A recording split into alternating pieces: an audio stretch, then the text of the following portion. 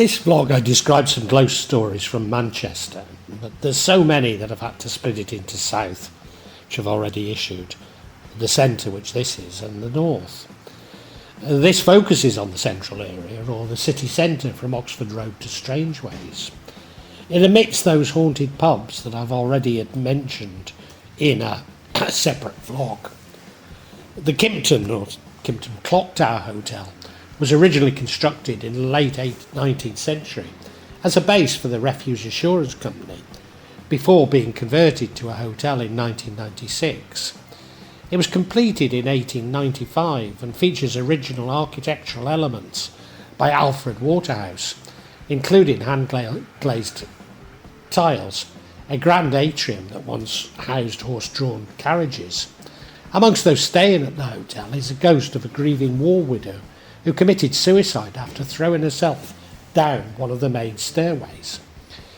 Despite many attempts to renovate the interior, in an attempt to distance the hotel from its haunted past, guests would still report an eerie feel to the hotel.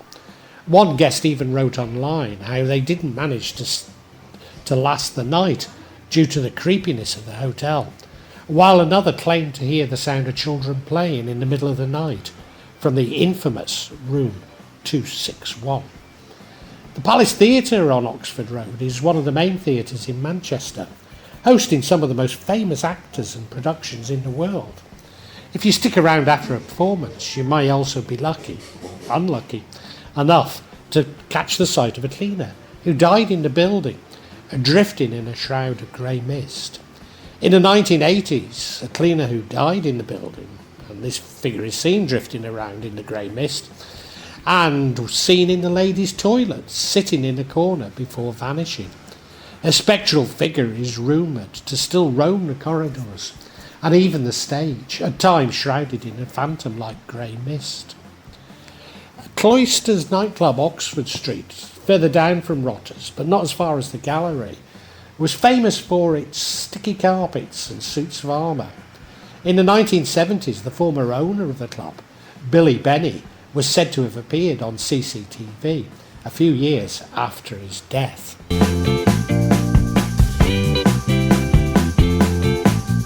Peter Street, the sound of loud yet gentle pipe music was reported several times, coming from an empty office along this street. Yang Sing Hotel, which closed in 2009. In 2008, the hotel put out a call to help identify a ghost that the staff nicknamed Emily, a young girl that had manifested and sang to guests in two different rooms. Staff also heard the singing, but not seen the ghost. Bootle Street Police Station.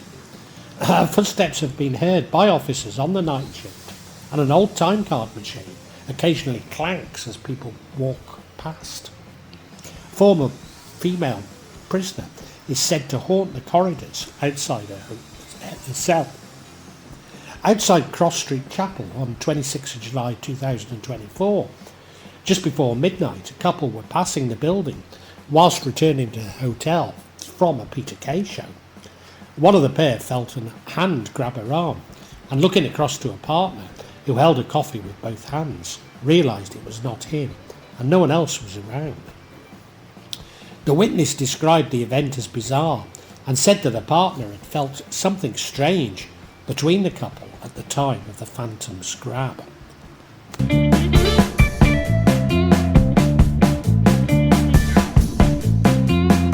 Manchester Town Hall is one of Manchester's most iconic buildings, completed in 1877 in Victorian neo-Gothic style. The Grade 1 listed structure is home to Manchester City Council and apparently a few spookier residents. Deceased councillors are said to roam the corridors, along with the ghost of a Victorian policeman. On top of this, around 15 years ago, an electrician and his foreman, who were working late in the building, saw a Victorian man staring at them and smiling fiendishly. Visitors and staff alike have reported sightings of a Victorian police officer who said to have met his demise in the late 1800s. Rumour has it that the ghostly policeman still patrols the halls of Manchester Town Hall, often scaring the people who visit the premises. The Royal Exchange Theatre is a Grade 2 listed building between St Anne's Square, Market Street and Exchange Street. The building was frequently restored after suffering heavy damage in the Manchester Blitz, which killed several people, and the 1996 IRA bombing. In the days before it was a theatre, the building was used as a cotton exchange, and two people are known to have taken their own lives here, a man and a young girl.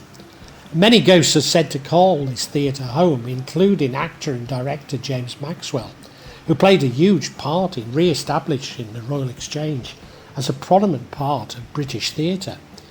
Is he sticking around to make sure the theatre is taken care of? The Green Room is rumoured to be haunted by a glamorous blonde woman and handsome, well-dressed man who wouldn't look out of place in an old Hollywood film, reminiscent of stars like Marilyn Monroe and Clark Gable. If that wasn't enough, an unhappy female ghost is said to throw around items in the wig room and knock vases of flowers off the tables. I have to confess to being a little confused, as when I lived in Manchester, the Green Room was a separate venue on Whitworth Street, where I had the pleasure of seeing Frank Sidebottom, but maybe it's now a part of the Royal Exchange. Legend has it that this duo once performed on stage in a production of the Royal Exchange, their spirits lingering long after the final curtain call. Their ghostly presence adds an air of timeless glamour and mystery, enchanting actors and visitors alike with whispers of the theatre's past. The Quadiga team who carried out the restoration of the Royal Exchange, but luckily no one experienced any spooky goings on.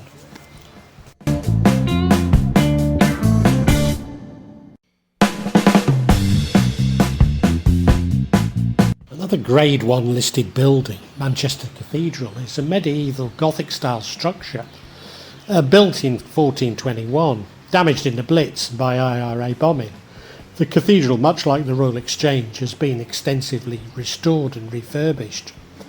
During the 19th century, a man saw his sister, Fanny, standing in the church aisle one evening. He was left confused after believing she was miles away at the time and called out to her, but she disappeared before his eyes. The next day he found that she had passed away the previous evening.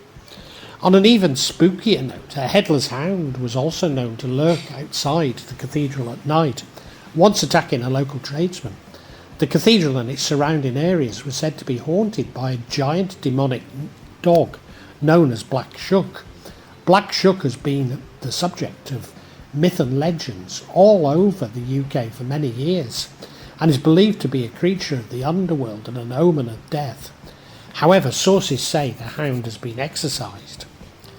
Chetham School of Music is built on the site of Manchester Castle, a fortified manor house around which medieval Manchester grew. Since 1653, the library housed a building dating back to 1421, holds the title of the oldest in the English-speaking world. Visitors often whisper about ghostly figures, including a robed priest, haunting its book-lined corridors, adding an eerie mystique to this scholarly sanctuary. The library is said to be home of the Grey Lady, who hovers in the passages between the reading room and the secret stairwell leading to the minstrel's gallery. Sightings of a wandering monk in the corridors, sudden gusts of cold air and ghostly sounds of turning. In the audit room where Sir John Dee worked, there is a scorch mark on a piece of wood, and it's reputed to have been left here after Dee was visited by the devil.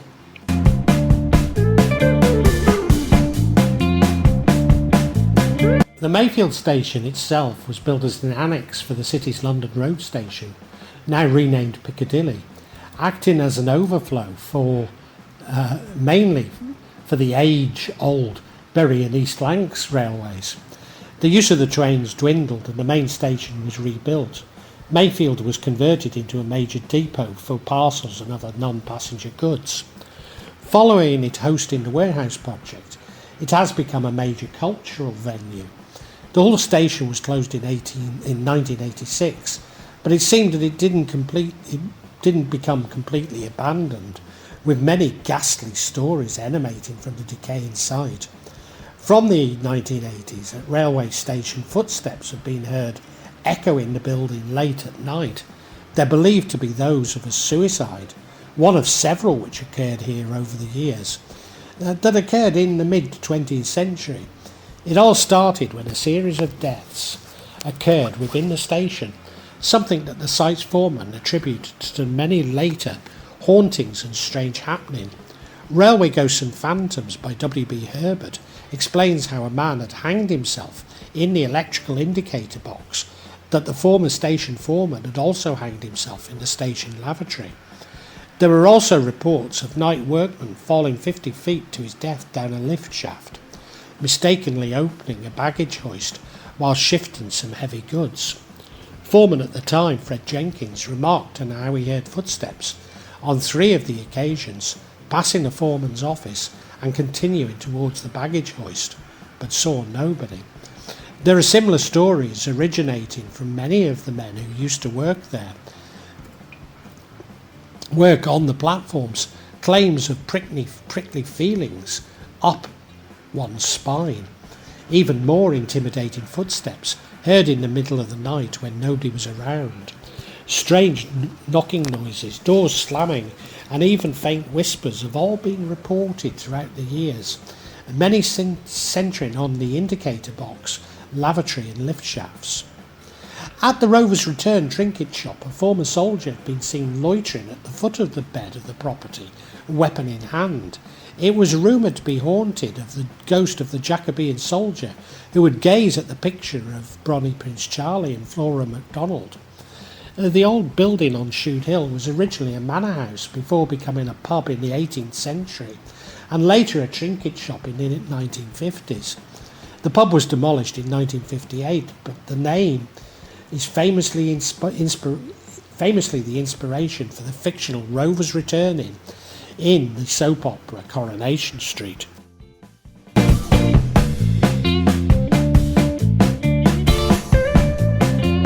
And adjacent to St Michael's and St Angel's Church became the largest cemetery in Manchester, used for the interment of those who had no family place of burial or were too poor to afford a proper funeral. The population density of Angel Meadows in the mid-19th century was in excess of 350 per acre, and as social and living conditions worsened, some resorted to digging up the cemetery and selling its soil as fertiliser to nearby farmers.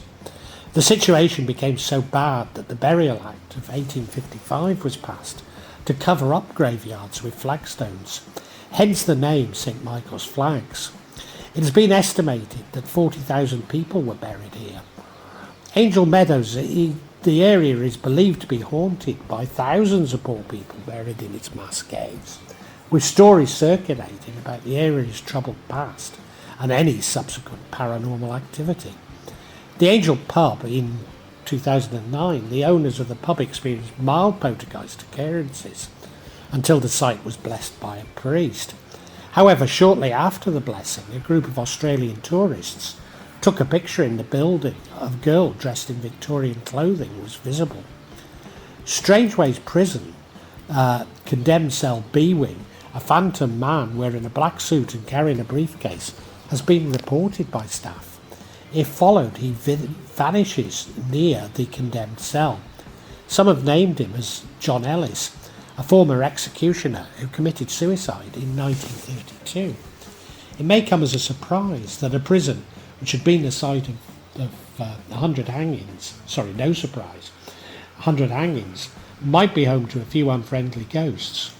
In days gone by, the bodies of executed criminals were buried in unmarked graves within the prison walls, perhaps not the most peaceful of resting places. Mecca Bingo, Derby Street, no longer operating. Around 1969, it was claimed that the team renovating the site prior to its opening would stay the night. The first night, the men all slept in separate rooms, but on the subsequent night, they shared. Such was their fear of the resident ghost. Underground Manchester is the collective name for the subterranean half of the city. And it's really the half where the whole web of tunnels and caverns and bunkers that seem to go on forever once you dip below the street level. And indeed, I've been on a tour of underground Manchester, and it was incredibly interesting and enjoyable, should you be in Manchester looking for something to do.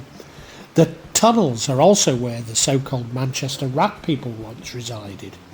Explorers report encountering mysterious shadows, eerie unexplained noises and chilling ghostly aspirations that seem to linger from Manchester's dark past. Some folk even talk of paranormal happenings, like the spirits of children that supposedly haunt the bomb shelters.